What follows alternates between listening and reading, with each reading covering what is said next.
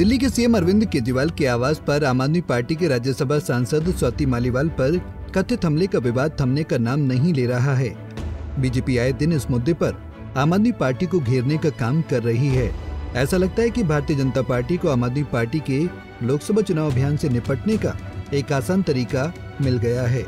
आज नई दिल्ली में बीजेपी के राष्ट्रीय प्रवक्ता और राज्यसभा सांसद सुधांशु त्रिवेदी और गोवा के सीएम और बीजेपी लीडर प्रमोद सावंत ने स्वाति मालीवाल केस पर संयुक्त प्रेस कॉन्फ्रेंस कर आम आदमी पार्टी पर जमकर हमला बोला है। मैं 3 दिन से दिल्ली में हूँ, दिल्ली का प्रचार कार्य में जुड़ा हुआ हूँ। मैं दिल्ली में लोगों को मिलता हूँ, खास करके मेरे भाई और बहनें को जो दिल्ली में प्रचार दौरान मुझे मिलते हैं।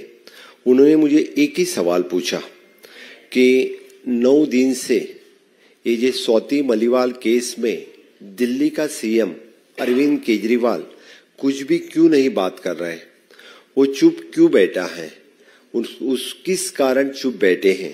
उन्होंने कुछ तो इस बात पे क्लैरिफिकेशन देना चाहिए।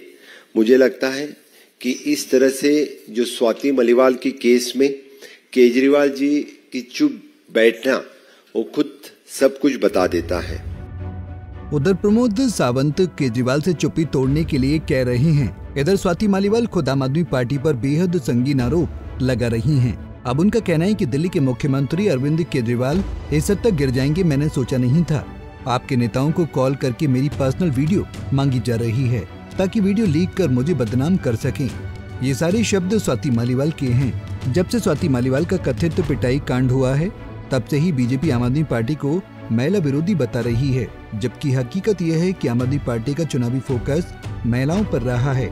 इसको एक आसान उदाहरण के जरिए समझ सकते हैं। मार्च में केजरीवाल सरकार ने महिलाओं को हर महीने 1000 रुपए देने की घोषणा की थी और चुनावी कैंपेन में पार्टी ने कहा कि बीजेपी ये पैसा रोकना चाहती है। हालांकि अब बीजेपी ने आम आदमी पार्टी की राज्यसभा सांसद स्वाति मालीवाल पर हुए कथित हमले को लेकर केजरीवाल और उनकी पार्टी पर हमला बोला हुआ है।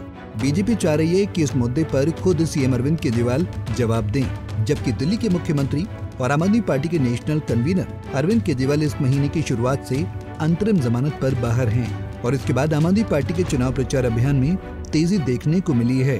दिल्ली में विपक्षी ब्लॉक इंडिया का मुकाबला करने के लिए भारतीय जनता पार्टी की चुनावी कैंपेन की रणनीति कांग्रेस से ज्यादा आम आदमी पार्टी को निशाना बना रही है। ऐसा इसलिए है क्योंकि आपको दिल्ली में एक मजबूत विपक्ष के रूप में देखा जाता है। यहाँ पर 25 मई को छठे फेज में वोटिंग होनी है। बीजेपी ने न केवल केजरीवाल सरकार के भ्रष्टाचार बल्कि केंद्र सरकार का दिल्ली के विकास में योगदान पर भी फोकस किया हुआ है। बीजेपी ने शुरुआत में आपकी कल्याणकारी योजनाओं का मुकाबला केंद्रीय कल्याणकारी योजनाओं से किया था।